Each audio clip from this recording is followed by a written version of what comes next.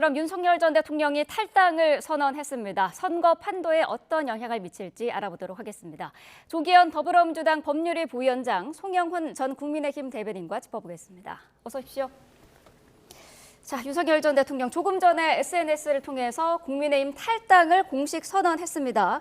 국민의힘은 선거운동 첫 주 내내 이 문제를 매듭짓지 못하는 그런 모습이었는데 결자 해지를 봤다고 볼 수가 있을까요?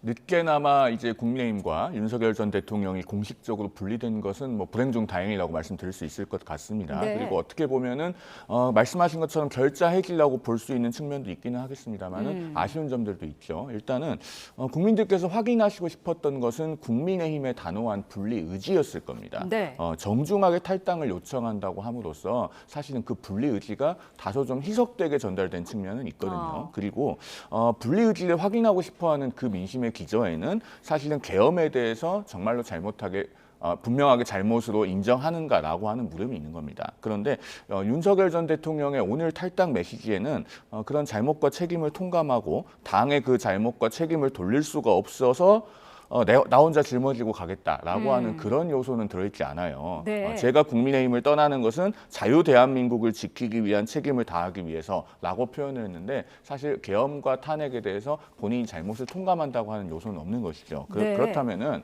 앞으로 이제 당이 하는 일이 중요합니다. 즉 당에서 분리 의지가 진정한 것이었다는 것을 좀 보여줄 필요가 있어요. 예를 네. 들면은 지금 윤석열 전 대통령의 변호인이었던 석동현 변호사를 선대위에 영입했다든가 또는 윤 전 대통령의 1호 참모라고까지 일컬어지던 장해찬 전 최고위원의 복당을 허용하지 않았습니까? 이런 부분들이 국민들께서 분리의지에 대해서 의문부호를 붙이게 하는 요소이기 때문에 네. 앞으로 그 분리의지가 정말로 진정한 것이었다는 것을 더 적극적으로 소구해야지만 이재명 후보가 있는 민주당을 윤석열 전 대통령이 없는 국민의힘이 이길 수 있다라고 하는 말이 현실이 될 수 있다라고 생각합니다. 네, 앞서 윤 전 대통령이 국민의힘 의원들에게 전화를 돌렸다라는 언론 보도도 있었는데 그때 이미 마음을 정했던 거 아니냐 이런 이야기도 나오고 있어요. 어느 정도 사전 정지 작업이 있었던 것 같기도 한데요. 네. 평소 윤석열 전 대통령의 어떤 성정상 이 떠밀려서 하는 방식으로는 절대 하지 않을 거라고 봤습니다. 아마 이제 그 과정이 며칠 내에 있었던 것 같긴 한데요. 네. 시기적으로도 그렇고 방법적으로도 그렇고 오늘 탈당 선언의 메시지도 그렇고 전혀 아무런 의미가 없다고 봅니다. 왜냐하면 윤석열 전 대통령에 대한 탈당 요구는 그 내란의 밤 그날 당일에 한동훈 대표가 당시 대표가 정중히 탈당 요구를 했습니다. 12월 네. 4일입니다. 5개월 반 지났습니다. 그 사이에 무슨 일이 있었습니까? 윤석열 전 대통령은 지금까지도 오늘 메시지의 내용조차도 계엄의 정당성을 그대로 안에 내포한 내용의 메시지입니다. 네. 자유민주주의를 수호하겠다고 하고요. 자유민주 체제의 존속이냐 붕괴냐 위기 국면이라고 얘기합니다. 그러니까 계엄이 정당했던 데에 토대를 두고 여전히 그 생각이 전혀 바뀌지 않은 상태에서 탈당을 선언했습니다. 그게 김문수 후보를 돕기 위한 거라고 합니다. 도움이 되겠습니까? 이게 이제 모양새로는 그나마 국민의힘이나 김문수 후보가 부담을 더는 결과는 된 것은 맞지만 네. 실제 의미 있게 유권자들 국민에게 받아들이기는 어려울 것 같고요. 더군다나 탈당의 변화에서 밝힌 메시지의 내용을 봤을 때 국민들은 더 화가 나실 것 같아요. 탈당을 하든 않든 이게 무슨 관련이 있느냐 정도의 메시지입니다. 아무 도움이 안 되는 탈당으로 봅니다. 네, 내일이 후보들 간의 첫 TV 토론이 있는 날이기도 한데 그 직전에 탈당을 선언한 거거든요. 시기는 어떻게 보세요? 일단 내일 TV 토론이 이번 대선에서 굉장히 중요한 분수령이죠. 일요일 오후 8시 프라임 타임에 진행되는 TV 토론이기도 합니다만은 더더군다나 이 첫 TV 토론이 지나면은 실질적으로 대선까지 한 보름 정도밖에 남지 않습니다. 그러면은 그 토론에서 유권자들이 어느 정도 판단을 일단락할 가능성이 있기 때문에 중요한 시점인 것이거든요. 그때까지 만약에 윤 전 대통령과 국민의힘이 공식적으로 분리되지 않는 상황에 놓였다면 그 TV 토론에서 김문수 후보가 아마 집중적인 공격을 받았을 겁니다. 네. 그리고 분리가 되고 있지 않은 상황에서 그 답변도 상당히 어려웠을 것으로 보이거든요. 네. 그러니까 어떻게 보면은 마지노선의 직전에 이 탈당이 이루어진 것은 불행 중 다행이다 이렇게 평가할 수 있겠습니다. 네, 윤석열 전 대통령 떠밀려서 나가지는 않을 것이다 이렇게 언급을 했었는데 사실 김용태 비대위원장이 뭐 빠른 시일 안에 찾아뵙겠다라는 얘기도 했었고 전화 통화도 해보겠다라는 얘기도 했었는데 이런 부분은 어떻습니까? 좀 확인은 되지 않았습니다만은 이루어지기 전에 탈당을 선언한 것 같기도 해요. 그 전체적으로 아마 김용태 비대위원장의 요구를 당의 공식적인 요구로 듣고 그의 부담을 느껴서 한 것은 아니라고 봅니다. 네. 전체적으로 지금 상황에서는 그나마 이 선택이 김문수 후보나 본인 자신을 위해서 가장 적절한 시점의 선택이다. 이런 생각을 했겠죠. 더 네. 탈당 요구를 계속 받는 상황으로 가는 것은 선거가 중반, 종반으로 이를 경우에 실제 당내에서 그나마 지금은 윤석열 전 대통령에 대한 동정 내지 지지 여론이 조금 남아있지만 이 상황이 계속돼서 선거 패배가 확실시되고 여전히 당내에서 윤석열 전 대통령의 탈당 요구 내지는 관계 절연 문제가 선거 이슈로 계속 진행된다고 하면 네. 본인은 이후에 대선 이후에 설자리를 완전히 잃게 되는 거고 그 과정에서 그나마의 지지층도 완전히 떨어져 나갈 수 있다. 이런 조언과 판단이 있었던 게 아닌가 싶습니다. 네. 지금까지 윤석열 전 대통령이 12월 3일 비상계엄 전에도 마찬가지였고요. 그 이후는 더 말할 것도 없지만 철저하게 본인 중심으로 사고하고 판단을 합니다. 당이나 국민 전체에 대한 어떤 이해와 뭐 어떤 걱정, 고려 이런 부분은 어떤 판단을 하는 데 있어서 중요한 고려 대상이 아닌 분이라는 것은 이미 확인돼 있는 거 아닙니까? 이번에 탈당 선언 역시 명분으로는 김문수 후보의 지지와 당선을 얘기하고 있지만 이 상황에서 계속 버틸 경우에 본인의 어떤 입지가 완전히 사라지게 될 가능성 이런 걱정을 하던 중에 이런 조언을 들은 이 결과이지 이것이 네. 뭐 본인의 어떤 대의를 위한 결단 이렇게 해석되기는 어려울 것 같습니다. 윤 전 대통령이 국민의힘 김문수에게 힘을 모아주십시오라고 하면서 투표 참여를 호소를 했는데 지지층이 좀 빠져나가는 거에 대한 우려가 그동안 좀 있어오지 않았습니까? 이거를 막기 위한 그런 멘트라고 볼 수 있을까요? 본인은 그런 의도가 있었을 것으로 보이는데요. 모든 그 정치행위라고 하는 것은 작용이 있으면 반작용이 있고 네. 또 내 의도대로만 된다는 법은 없기 때문에 윤석열 전 대통령이 김문수 후보에게 긍정적인 영향을 미치기 위해서 저런 내용을 메시지에 포함을 시켰을지라도 그것이 중도층에 미치는 영향도 저는 신중하게 고려했어야 된다고 봅니다. 네. 어떤 영향을 미칠지 앞으로 며칠간 여론조사 추이를 좀 면밀하게 지켜볼 필요가 있을 것 같고요. 네. 앞으로 만약에 그 이른바 코어 보수라고 하는 분들이 저 윤 전 대통령의 탈당으로 인해서 영향을 받는다고 한다면은 그 부분은 김문수 후보와 당에서 적극적으로 좀 붙잡을 필요는 있다고 봅니다. 그러니까 그분들이 이 김문수 후보를 선택하지 않고 다른 분들을 선택했을 때 그러면은 이재명 후보가 집권하는 세상을 용인할 것이냐 이런 부분에 좀 초점을 맞춘다면은 제가 봤을 때는 이탈은 충분히 방지될 수 있지 않겠는가 하는 네. 생각이 듭니다. 그런 이유 때문에 당 내부에서도 사실 그동안 윤 전 대통령과의 절연을 반대하는 의원도 있었던 것으로 알고 있는데 당 분위기는 지금 좀 어떨까요? 그런데 지금 상황은요. 네. 그 한덕수 전 총리 측에 있었던 이정현 공동선대위원장조차도 지금 시기를 놓치면 늦다. 윤 전 대통령에 대해서 빨리 탈당을 공식적으로 요구를 하고 1차 TV 토론 전까지 탈당하도록 해야 된다라는 그 메시지를 공개적으로 내지 않았습니까? 네. 그 정도의 상황이기 때문에 당 전반적으로는 저류에 이 부분을 해결해야 된다는 공감대는 저는 있었다고 봅니다. 다만 네. 그 방식에 관해서는 우리 언론에서도 익히 알고 계시다시피 자진 탈당이냐 아니면 출당이냐에 대한 견해 차이가 있었지만 이제 오늘 윤 전 대통령이 탈당을 했기 때문에 이제 그 문제가 더 이상 중요한 것은 아니고 앞서 제가 서두에 말씀드렸듯이 국민의힘이 윤 전 대통령과의 관계에 있어서 가지고 있던 분리 의지는 정말 진정하고 강력한 것이었다라는 것을 적극적인 후속 조치를 통해서 보여드리는 것이 중요합니다. 네. 탈당했으니까 됐지 않느냐 이런 태도로 나오면 안 되고요. 탈당도 했고 앞으로 윤 전 대통령의 그림자로부터 철저하게 벗어나기 위한 길을 걷겠다라고 하는 것을 진정성 있게 보여드릴 때 그럴 때 지금 다소간 이완되어 있는 중도 보수층 나아가서 중도층에 대해서까지 소구력을 가질 수 있다 이런 말씀을 드리겠습니다. 네, 윤 전 대통령 자유와 주권 수호를 위해서 백의종군할 것이다라는 부분도 언급을 했습니다. 앞으로 좀 더 이 당의 무게랄까요 이런 거를 벗었기 때문에 좀 더 자유롭게 정치적인 목소리를 낼 것이다 이렇게 봐도 될까요? 그렇게 해석이 됩니다. 그러니까 오늘 SNS 그 탈당 메시지에서 가장 눈에 띄는 게 백의 종군이었습니다.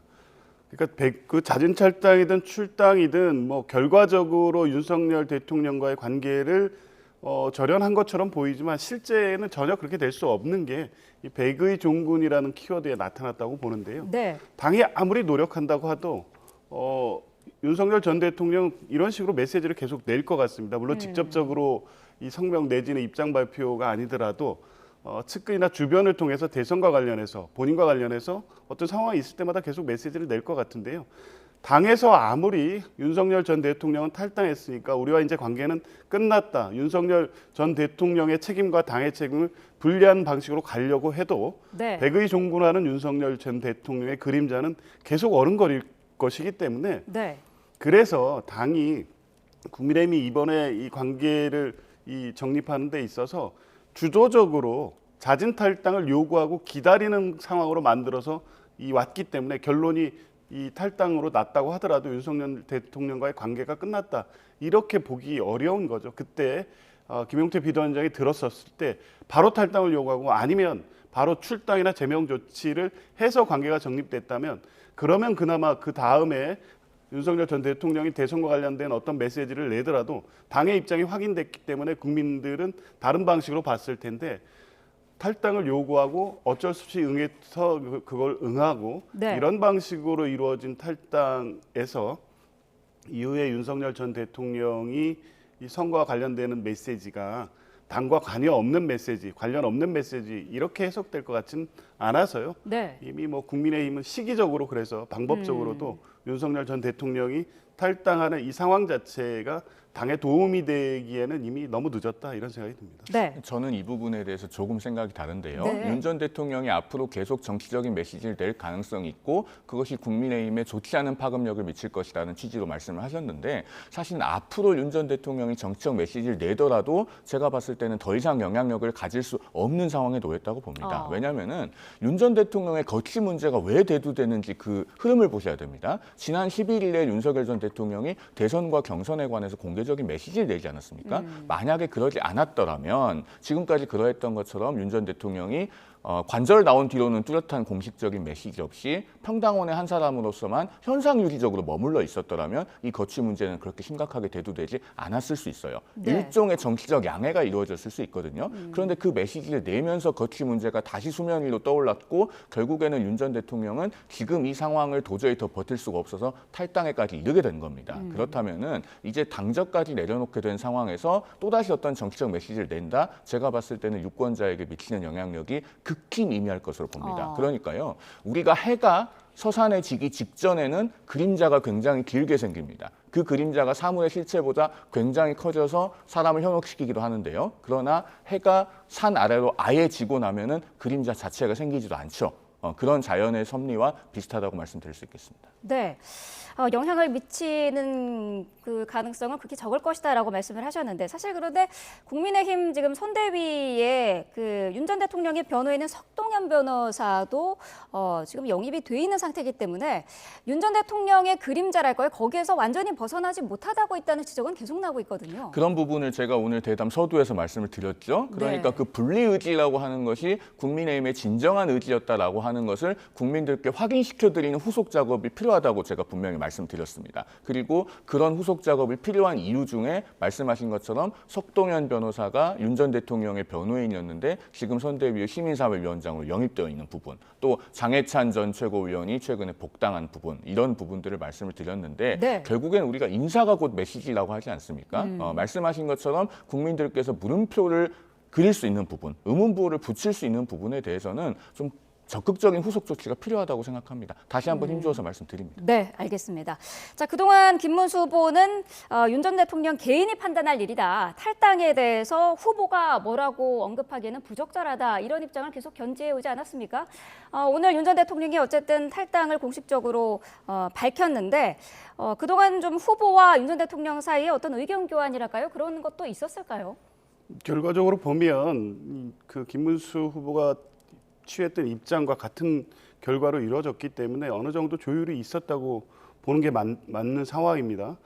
근데 이제 그 상황이 이 메시지 자체, 그 윤석열 전 대통령이 스스로 결정할 문제다. 이걸 이렇게 떠넘기는 방식 때문에 네. 그래서 윤석열 전 대통령의 탈당이 김문수 후보를 위해서 크게 도움이 되지 않는 결과로 이어진다는 겁니다. 어. 조금 전에 말씀하셨지만 김문수 후보는 지금 이 자리에 있는 것이 비상계엄 당시 국회 본회의장에서 자리에 앉아서 인사하지 않았던 꼿꼿 이미지 이거 말고 다른 게 있었습니까? 이제 그것 때문에 윤석열 전 대통령을 지지하고 지키고자 했던 지지층들이 밀어 올려서 김문수 후보를 지금 이 자리까지 올려놓은 겁니다. 그 이미지가 어떻게 상쇄되겠습니까? 그런 어정쩡한 태도가 윤석열 대통령이 스스로 결단할 문제라고 떠넘기는 방식으로 이 상황을 처리를 한 거고요.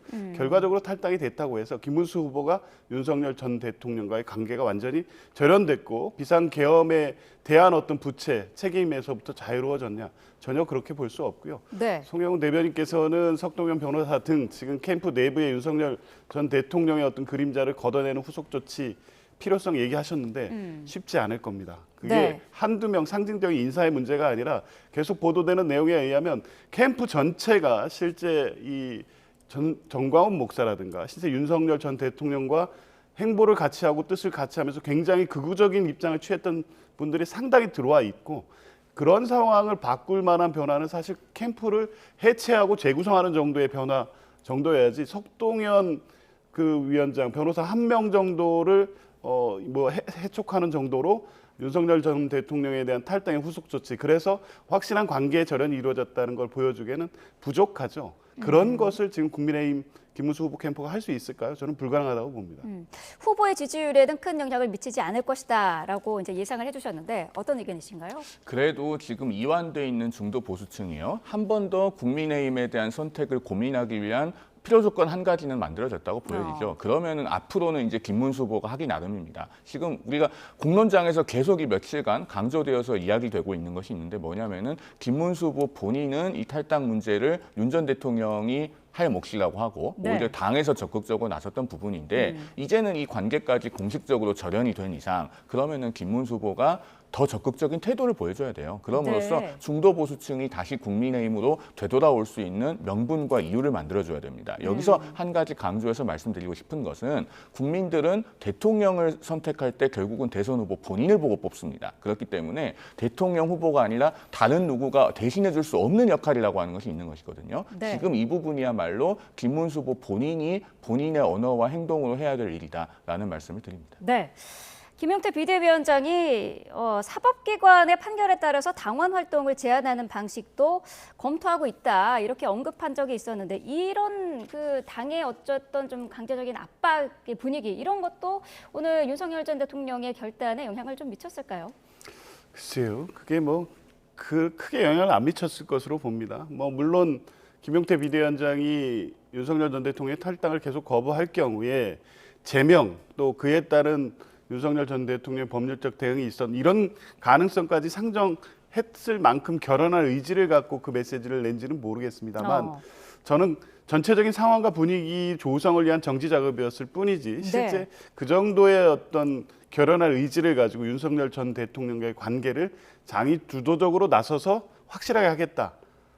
그런 입장은 아니었다고 보고요. 그러기에는 시간도 너무 부족합니다. 만약 그 상황으로 갔을 경우에 이제 17일인가요? 17일밖에 안 남은 이 대선 일정에 앞으로 한 열흘간은 계속 윤석열 전 대통령의 탈당, 제명 관련된 이슈로 또 끌고 갈 텐데 네. 그 상황을 고려하고 상정하면서 과연 그렇게 했을까요? 그러니까 계속해서 윤석열 대통령 측에 우리 이렇게 할 수밖에 없고 이런 메시지를 계속 낼 수밖에 없으니 탈당해 주십시오라는 읍소밖에 할 수 없었던 것 같고요. 네. 아까 서두에 말씀드린 것처럼 윤석열 전 대통령은 이런 상황으로 계속 갈 경우에 본인한테 정치적으로 도움이 안 될 것 같기 때문에 어쩔 수 없이 한 선택일 뿐이지 이게 당의 적극적인 의지가 윤석열 대통령의 결정에 영향을 미쳤다? 그런 상황은 아니었던 것 같습니다. 네. 자, 윤석열 전 대통령 탈당에 대한 각 당의 반응은 나오는 대로 전해드리도록 하겠습니다. 공식 선거운동이 시작되고 첫 주말을 맞이한 그런 상황인데요. 후보들의 움직임 살펴보죠. 민주당 이재명 후보 호남의 표심 다지기에 지금 집중을 하고 있는데 초반에는 험지를 훑지 않았습니까? 근데 텃밭에도 좀 공을 들이는 모습이에요. 그렇죠. 근데 이게 다 예정된 일정이었습니다. 네. 첫날은 이제 판교 동탄 대전으로 이어지는 첨단 산업 과학기술 그러니까 K 이니셔티브의 핵심적인 어떤 성장 전략의 어떤 일정이었고요. 두 번째 날 일정은 이 영남 남북권 국가 주도 산업단지가 밀집해 있지만 최근에 어려움을 겪고 있는 지역의 새로운 성장 전략들을 밝히는 일정이었고요. 네. 이제 쭉 이어져서 어제 그 남북권, 뭐 호국벨트, 국난국복의 어떤 역사적 의미가 서려 있는 지역을 거쳐서 이제 호남으로 올라오는 일정은 이제 기획된 일정이고요. 특히 5.18이 뭐 내일이기 때문에 네. 호남 일정은 그렇게 해서 만들어진 일정입니다.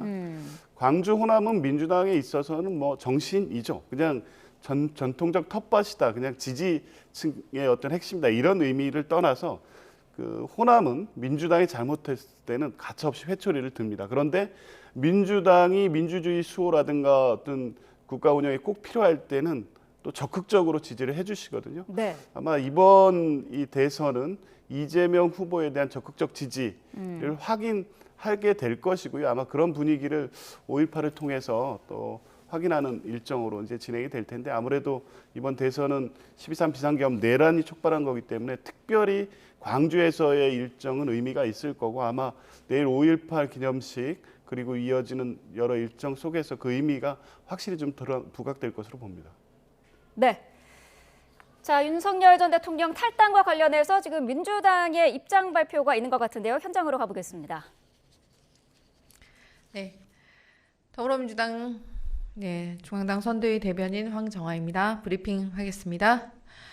눈 가리고 아웅 위장 탈당 쇼. 내란 공동체의 실체가 더욱 분명해졌습니다. 내란 수계 윤석열이 국민의힘을 자진 탈당했습니다. 국민의힘이 벌이는 내란 숭배, 위장 탈당 쇼의 장르가 막장극에서 사기극으로 바뀌는 순간입니다. 그러나 오늘의 탈당이야말로 내란 수계 윤석열과 김문수 후보, 국민의힘이 모두 한 몸이고 공동 운명체임을 보여주는 증거입니다. 내란 수계와 극우 내란 후보가 결별했다는 알리바이를 만들기 위해 짜고 친 대국민 사기극입니다. 눈 가리고 아웅, 위장 탈당 쇼에 속아 넘어갈 국민은 없습니다. 윤석열이 남긴 탈당의 변 역시 반성과 사과라고는 찾을 수 없고 망상과 자아 독치로 가득 차 있었습니다. 무엇보다 김문수 후보 지지를 호소하면서 자신이 미는 극우 내란 후보임을 인증했습니다. 윤석열 인증 후보 김문수는 이제 무슨 수를 써도 극우 내란 후보의 굴레에서 벗어날 수 없습니다. 국민의힘은 결국 제 손으로 내란 수계 하나 출당시키지 못한 한심한 내란 잔당으로 영원히 박제됐습니다. 징계와 출당은 고사하고 자진 탈당을 두고 질이 멸렬한 막장극을 벌인 것도 모자라 끝내 내란 수계와 이런 사기극을 벌이다니 정말 막장 집단입니다. 이제 심판만 남았습니다. 끝까지 윤석열의 조정 아래 내란 종식, 민의를 왜곡하겠다고 선언한 김문수 후보와 국민의힘에게 남은 것은 국민의 가혹한 심판뿐입니다. 네, 이상입니다. 네. 자, 민주당 윤석열 전 대통령의 탈당 선언에 대해서 입장을 발표했습니다. 눈 가리고 아웅 위장 탈당 쇼다라고 비판을 했고요. 짜고 친 대국민 사기극이다라고 밝혔습니다. 또 윤석열 전 대통령의 탈당 선언문은 망상과 자아 도취로 가득 차 있었다라고 비판을 했고요. 국민의 가혹한 심판이 남아있다라고 언급을 했습니다. 자, 눈 가리고 아웅 위장 탈당 쇼다. 어떻게 들으셨습니까? 논평이 굉장히 거칠고 언어에 날이 서 있지 않습니까? 주요 키워드들이 막장극, 막장집단, 사기극, 알리바이, 눈 가리고 아웅, 위장탈당쇼 이런 단어들인데 네. 정말로 공당의 논평으로서는 그 수위와 온도가 대단히 부적절해 보입니다. 그러면은 민주당이 이 시점에서 왜 저런 논평을 내는지를 봐야 되는데요. 자, 지금 이제 국민의힘과 윤석열 전 대통령은 엄연히 공식적으로 분리가 됐습니다. 그런데 네. 민주당 입장에서는 계속 적대적 의존 관계를 소환하고 복원해야 된다는 다급함이 있는 거예요. 이재명 후보가 지금 여기까지 올라설 수 있었던 것은 사실은 파라리 윤석열 전 대통령의 공입니다. 비상계엄으로 인해서 조기 대선이 앞당겨졌고 그로 인해서 사법 리스크를 일단 정지시켜놓고 지금 대선 가도에 오를 수 있었던 건 아니겠습니까? 네. 그런데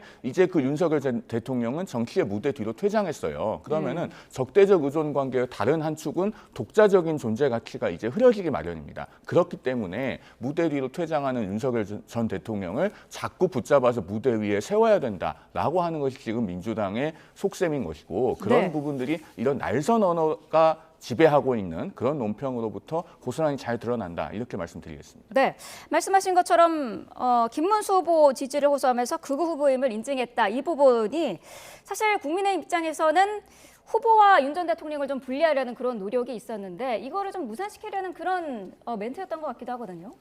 이 상황을 규정하고 정리하는 메시지고요. 네. 국민적인 어떤 정서와 딱 맞는 거죠. 네. 표현이 이 이하로 어떻게 나올 수 있겠습니까? 왜 그러냐면 지금 그 윤석열 전 대통령과 국민의힘의 관계를 복원시키고 그러기 위해서 어떤 메시지를 낸다? 그러지 않아도 됩니다. 왜냐하면 윤석열 전 대통령의 오늘 메시지에 그 내용이 다 들어있기 때문에 굳이 민주당이 나서서 논평을 통해서 거칠게 말 안 해도 그 관계는 끊어지지 않았다는 게 오늘 메시지를 통해서 다 확인되는 거 아닙니까? 비상계엄은 정당했다는 뉘앙스의 그 전제에서 써진 메시지고요. 김문수를 지지합니다.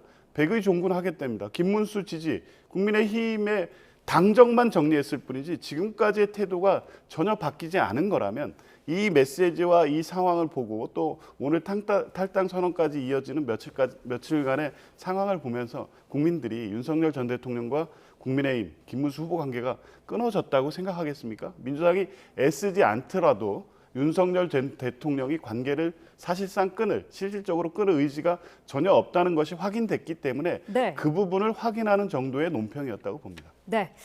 자, 민주당의 공식적인 입장을 들어봤고요. 잠시 뒤에 국민의힘의 입장이 들어오면 다시 전해드리도록 하겠습니다. 앞서서 이재명 후보의 주말 일정을 짚어봤는데 국민의힘 김문수 후보도 똑같이 오늘 호남 일정이거든요. 첫 주말을 험지로 택한 이유가 있었을까요? 내일이 지금 5.18 광주민주화운동 기념일 아니겠습니까? 네. 김문수 후보는 본래 5.18 전야제에도 참석을 하고 5.18 광주민주화운동 기념식에도 참석할 구상을 갖고 있었다고 전해집니다. 네. 그런데 이 전야제 참석이 사실상 무산이 됐죠. 5.18 전야제 주최 측에서 김문수 후보 측에 참석을 숙고해달라. 사실상 참석을 거부하는 상황이 됐습니다. 네. 그렇게 된 것은 이제 12.12 5.17의 주요한 책임이 있는 인물 중 한 명인 정호영 전 의원, 이분이 선대위 상임고문으로 위촉이 되면서 논란이 불거졌고 이것은 네. 김문수 후보 본인이 자신이 모르게 이루어진 일이라고 해명을 했고 또 그 위촉이 철회가 됐습니다만 그럼에도 불구하고 이제 광주민주화운동 관련 단체 측에서는 굉장히 큰 아쉬움이 있었던 것 같아요. 네. 이렇게 된 상황은 대단히 안타깝게 생각합니다만 이 5.18이라고 하는 것이 어느 한쪽 정치 집단이나 진영의 전유물이 되어서는 안 되지 않겠습니까? 네. 김문수 후보는 과거에 민주화운동을 굉장히 헌신적으로 하셨던 분이고 정말 혹독한 고문을 견뎌냈던 분입니다. 그렇기 때문에 본인이 5.18을 부정할 의사가 있는 사람이 전혀 아니고 네. 그렇기 때문에 5.18 전야제에도 참석하고 이 5.18 기념식에도 참석할 수 있도록 되었더라면 하는 아쉬움이 있습니다. 그러나 어쨌든 김문수 후보로서는 오늘 오전에 5.18 국립묘지에 참배하기 위해서 이런 호남 일정을 잡은 것으로 그렇게 알고 있습니다. 네, 김문수 후보가 5.18 민주화운동 전야제와 기념식에 불참하는 그 부분에 대해서 어떤 입장이신가요? 가실 수 없죠. 광주 시민들 입장 또 5.18 민주화운동 단체 입장에서는 그분이 지금 시점에서 5.18 민주화운동 기념식에 오는 것을 용납하기 어려울 겁니다. 정서적으로 당연합니다. 왜냐하면 정호영 특전사령관의 이 상임고문 위촉 이게 해프닝처럼 넘어갈 문제가 아니고요. 네. 지금 5.18을 직전에 앞둔 시점에서 이런 인사가 이루어졌다는 것 자체가 김문수 후보가 이 5.18을 민주화운동을 어떻게 생각하는지 그리고 이제 그런 걸 상징적으로 보여주는 거 아니겠습니까? 그러니까 이 하나의 건 때문에 그러는 게 아니라 지금 비상계엄 내란에 대해서 김문수 후보가 보여온 입장을 한번 보십시오. 부인하고 있습니까? 문제위원 위법에 대해서 부인하거나 또 그 주역인 윤석열 전 대통령에 대해서 비판하고 있습니까? 그렇지 않습니다. 그러면 5.18로부터 이어진 이 민주화운동의 분위기를 그때 당시 본인이 어떤 민주화운동, 노동운동을 했다고 해서 그 수혜자라는 것만으로 지금 해석되기에는 너무 표변했습니다. 이 계엄과 내란에 대한 입장이 5.18과 정면으로 배치되는데 이런 상황을 갖고 더군다나 그 직전에 이 5.18 광주 당시의 특전사령관이었던 정호영을 캠프의 주요 측에 인사를 조치를 한다. 이분이 와서 5.18 이 희생자들 앞에 머리를 숙일 자격이 있습니까? 이건 뭐 이 그 단체나 시민들의 그냥 정서 문제가 아니라 네. 5.18 민주화 운동의 정신과 정면으로 배치되기 때문에 그런 입장을 아마 완곡하게 전했을 거고요. 네. 김문수 후보 자체가 최근에 논란이라든가 본인의 입장 때문에 스스로 오늘 뭐 참배하는 방식으로 이 일정을 안 갈 수 없이 소환은 했지만 네. 차마 공식적인 기념식에는 본인 스스로 가기가 어렵다는 판단을 했다고 봅니다. 네. 김문수 후보 같은 경우에는 오늘 광주 현장 선거대책위원회 회의에도 잠시 뒤에는 참석할 예정인데요. 관련돼서 입장을 밝힐지 잠시 뒤에 들어보도록 하겠습니다. 자, 이준석 개헌신당 후보 얘기도 해보죠. 오늘은 서울의 청년 민심을 공략을 합니다. 학식 먹기도 이어간 것 같은데 타겟이 확실한 것 같아요. 뭐 이준석 후보로서는 나름대로 본인의 그 젊음을 강조하기 위해서 이런 네. 일정들을 계속 연이어서 잡고 있는 것 같습니다. 다만 한 가지 아쉬운 것은 이준석 후보가 최근에 했던 그 노인 폄하 발언이죠. 74세에 무슨 성장을 하느냐 뭐 이런 취지의 이야기를 했는데 미국의 트럼프 대통령은 김문수 후보보다도 나이가 5살이나 더 많습니다. 다음 달이면 만으로 79세가 돼요. 그러니까 대통령직을 잘 수행할 수 있는지는 나이에 많고 적음의 문제가 아닙니다. 국민의힘에서도 이준석 후보가 나이가 어리기 때문에 대통령이 될 수 없다 이렇게 말하는 것은 아니지 않겠습니까? 오히려 대통령직에 필요한 경험, 원숙, 성숙함 이런 것들이 부족하기 때문에 이준석 후보가 아직은 아니라고 말하는 것입니다. 그렇기 네. 때문에 이준석 후보가 본인의 젊음을 강조하는 것은 좋지만 본인이 보수 후보라고 생각한다면 보수다운 태도를 견지해 주십사 하는 말씀을 드리겠습니다. 네, 젊은 층만 공략하느냐 했더니 그것도 또 조금 아닌 것 같은 게 40살의 이준석이 넘어 젊어서 안 된다면은 대안은 74세의 김문수 후보냐 이렇게 어제는 또 중장년층을 향해서도 지지를 호소했더라고요.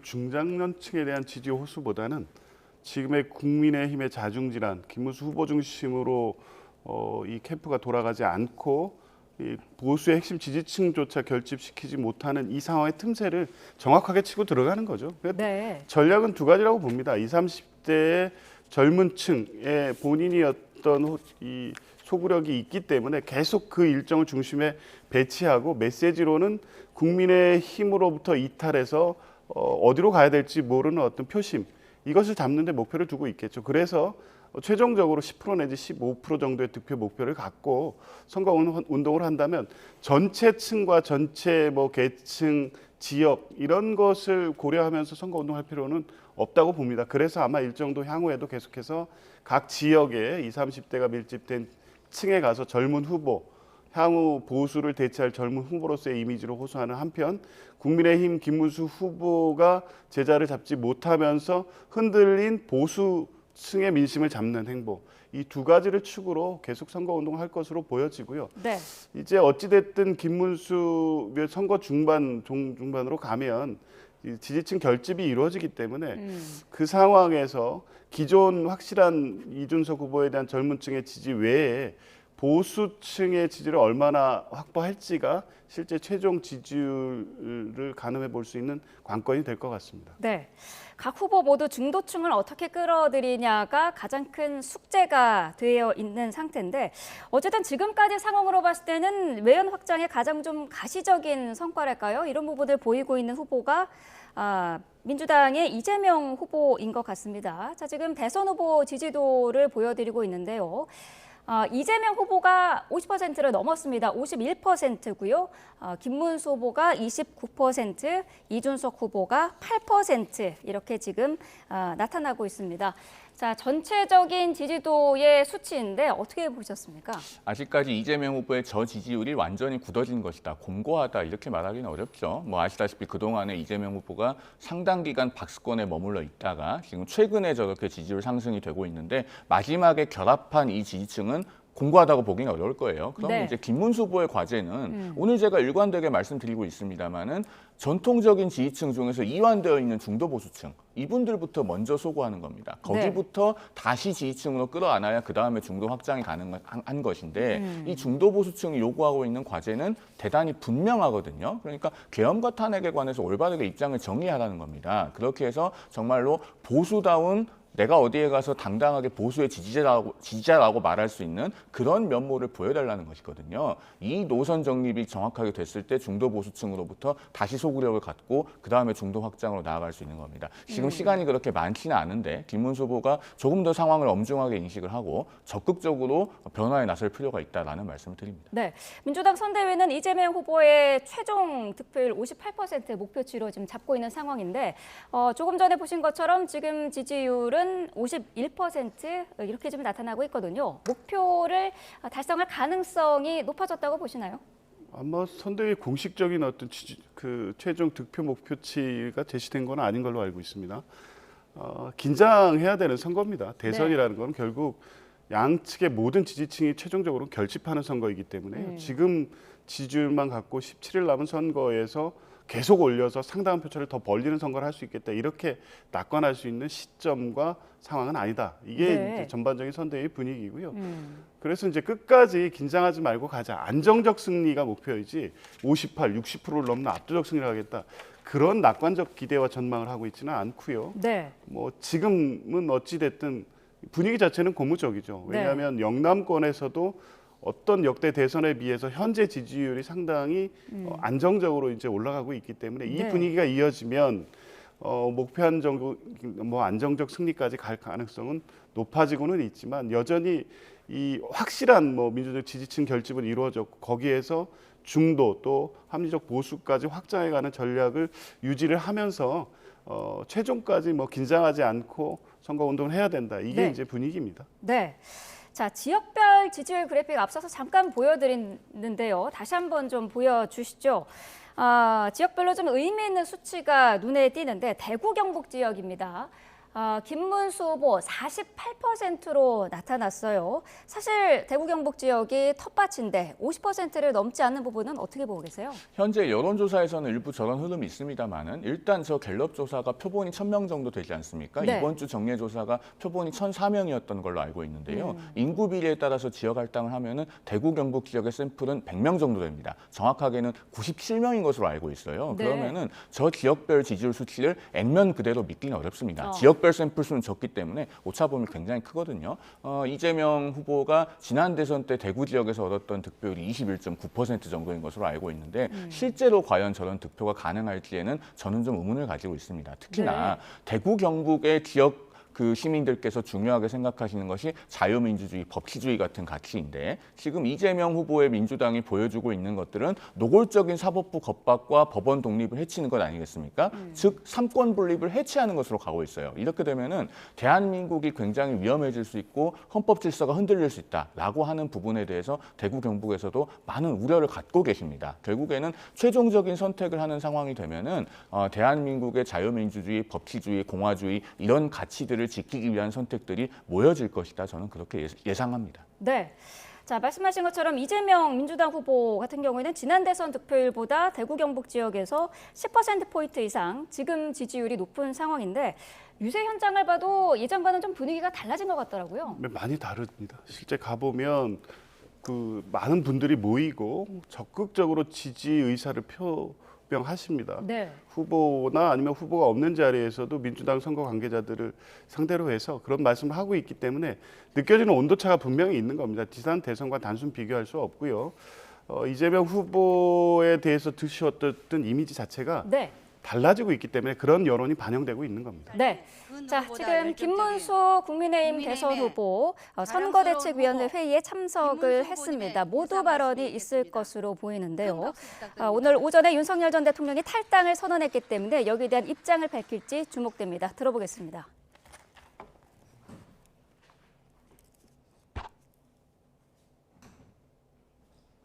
예, 오늘 5월 17일입니다. 해마다 5월이 되면은 제가 가슴이 매우 아픕니다. 저는 1980년, 지금부터 45년 전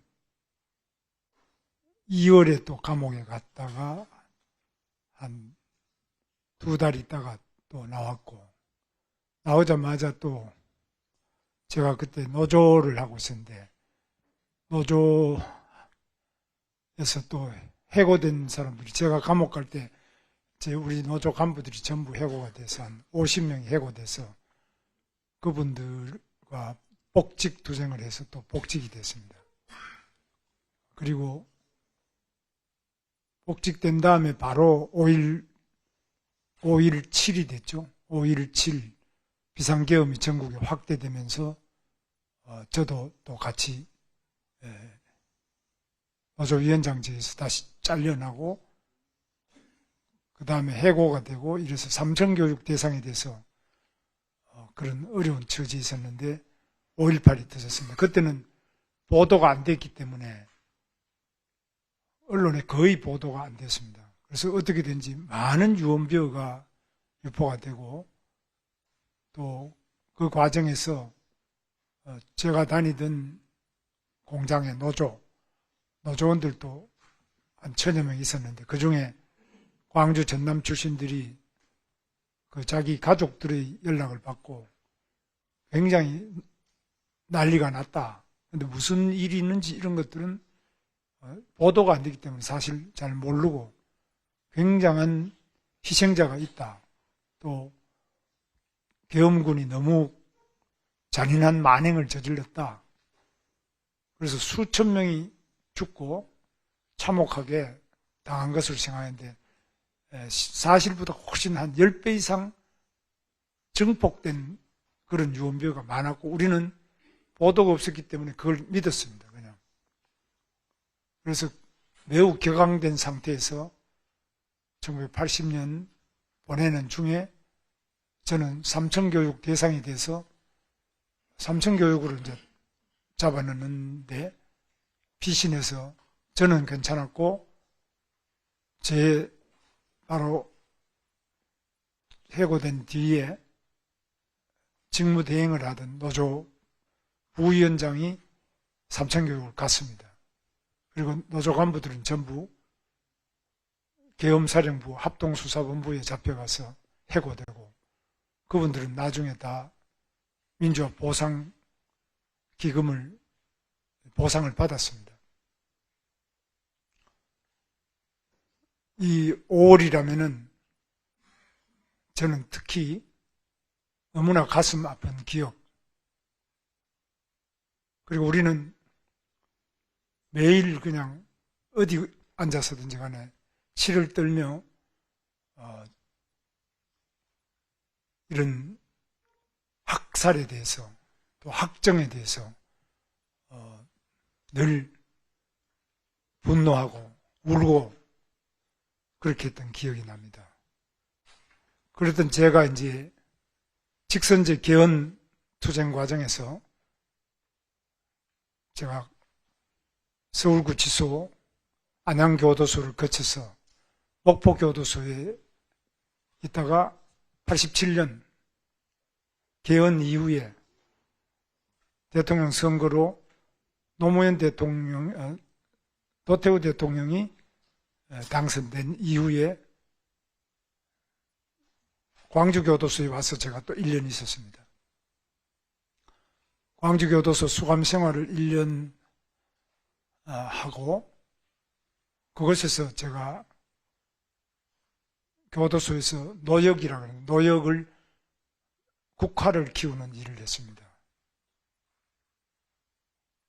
제가 들어갔던 그 광주교도소 독방이 바로 박관현 전남대학교 총학생회장 그곳에서 수감 중에 단식을 하다가 장기 단식으로 사망한 그 방이었습니다. 교도관들이 아주 이 방에서 죽지 않으려면 제대로 해라고 하는 안내를 받고 거기서 생활을 하다가 제가 나중에 올림픽이 끝난 다음에 10월 3일 개천절 특사로 풀려났습니다. 광주 교도소가 지금은 옮겼습니다만은 광주 저한테는 너무나 아픈 추억입니다. 저는 계엄으로 인해서 피신 중에 삼성교육을 피하기 위해서 피신 중에 제 아내의 자취방에 다락에 숨어서 계엄이 해제될 때까지 피해서 잡혀가지는 않았습니다. 그 뒤로 저는 아내와 결혼을 해서 지금 잘 살고 있습니다. 제 아내는 전라남도 순천 사람입니다. 지금도 순천에 제 처남이나 많이 살고 있습니다만은 제가 처가가 순천이기 때문에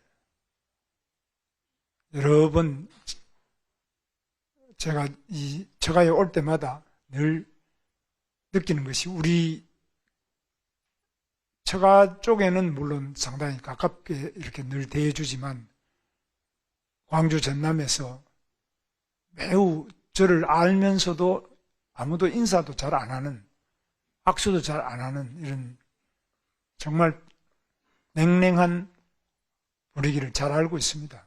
광주의 민심, 전라남도의 민심인지 무엇인지 저는 잘 알고 있습니다. 우리가 45년이 지난 오늘까지도 그 현실을, 그 역사를 잘 모르는 젊은이들도 여러 가지 과정을 거쳐서 저에 대해서 참배하러 온 사람에게도 여러 가지 험한 말을 쏟아붓는 걸 보면서 참 역사는 간단한 것이 아니다. 또 사람을 공연히 미워하게 할 수도 있고 또 공연히 좋아하게 할 수도 있는 그런 것이 역사다라는 걸 제가 많이 느끼고 있습니다.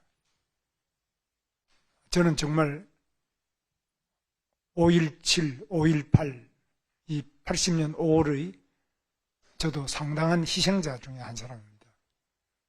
그러나 저는 그것을 희생으로 생각하지 않고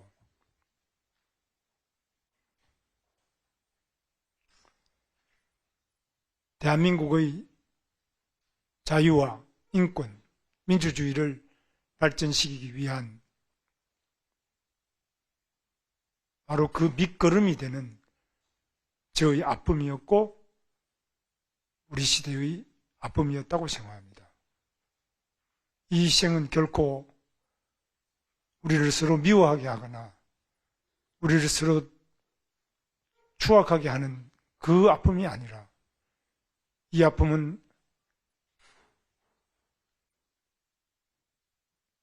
우리를 서로 사랑하게 하고 우리를 더욱 위대하게 하고 우리 조국 대한민국을 민주주의가 만발한 그런 사회로 만들기 위한 숭고한 희생이라고 생각합니다. 우리에게 과제가 남아 있습니다. 우리가 하나가 되어야 합니다. 우리가 서로 미워하지 않아야 합니다. 우리는 이 영령들의 희생을 생각하면 정치를 똑바로 해야 됩니다. 정치가 부패하고 거짓말시키고 도둑질하고 독재를 하는 그런 정치는 절대 안 된다는 명령이 바로 광주 5.18의 명령이라고 저는 생각합니다. 5.18 정신 아래 그 어떤 부패도 그 어떤 독재도 있을 수 없습니다. 지금 우리 앞에 보여지는 독재는 세계 역사상 유례없는 독재입니다. 우리는 계엄은 겪어봤지만 이런 독재는 처음입니다. 자기를 재판한 대법관을 탄핵하겠다고 하고 자기를 재판한 대법원장을 청문회 하겠다고 하고 대법관 수를 100명으로 늘리겠다고 하고 자기가 유죄를 받고 재판 파기환송된 선거법상 허위사실 공표죄 자체를 형법에서 빼겠다고 하고 선거법에서 빼겠다고 하고 이런 독재가 세계에 어디 있습니까? 자기를 수사한 검사를 탄핵하겠다고 하고 탄핵했습니다. 검찰총장도까지 탄핵했습니다. 자기를 감사한 감사원장을 탄핵했습니다. 뭐 대통령이 탄핵된 것은 그렇다 치더라도 이게 민주주의입니까? 이게 5월 정신입니까?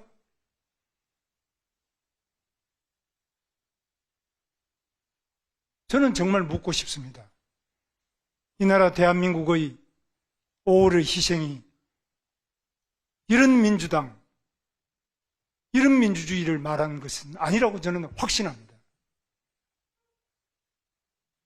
5월의 피해자 중에 한 사람으로서 5월을 뜨겁게 아파했던 한 사람으로서 저는 묻고 싶습니다. 대한민국 민주주의가 어디로 가고 있느냐? 대한민국의 위대한 그 민주주의 함성이 무엇을 지금 옹호하고 무엇을 비판하느냐? 저는 묻습니다.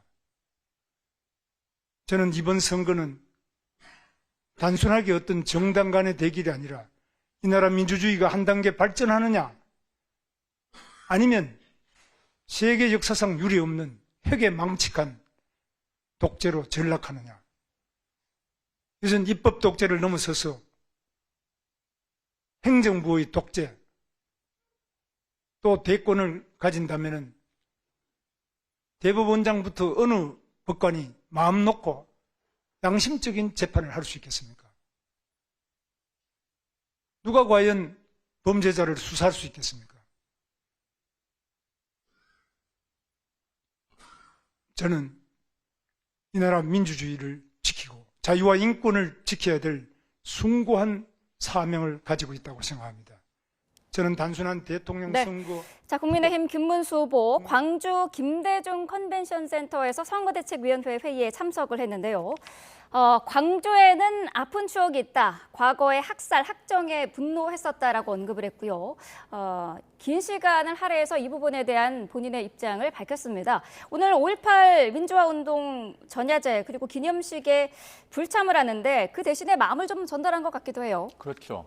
오늘 김문수 후보의 저 발언은 누가 써준 원고대로 하는 것이 아닌 것으로 보입니다. 네. 영상에서 보셨겠지만은 본인의 즉석 연설로 보이거든요. 저 발언들은 1980년 저 시대를 온몸으로 진정성 있게 겪은 사람만이 할 수 있는 언어입니다. 네. 1980년에 본인이 어떻게 감옥에 갔다 왔는지, 그리고 5.17 비상계엄 당시에 어떻게 삼천교육 대상이 됐는지, 또 5.18 광주에서 벌어졌던 만행을 어떻게 전해 듣고 본인이 어떻게 분노했는지, 이런 것들이 직접 겪어본 사람의 살아있는 언어로서 지금 오늘 얘기가 된 것입니다. 네. 그리고 이런 내용들을 봤을 때 정말 김문수 후보가 오늘 5.18 전야제에 참석하지 못하게 된 것이 다시 한번 대단히 안타깝게 생각됩니다. 5.18이 어떤 특정 진영의 전유물이어서는 절대로 안 되고 네. 모두가 그 5.18 광주 정신을 숭고하게 여기는 그런 공통의 장이 되어야 되지 않겠습니까? 사실 그동안에 이 5.18 광주 정신에 반하는 행동을 했던 정치권의 대표적인 사례가 2000년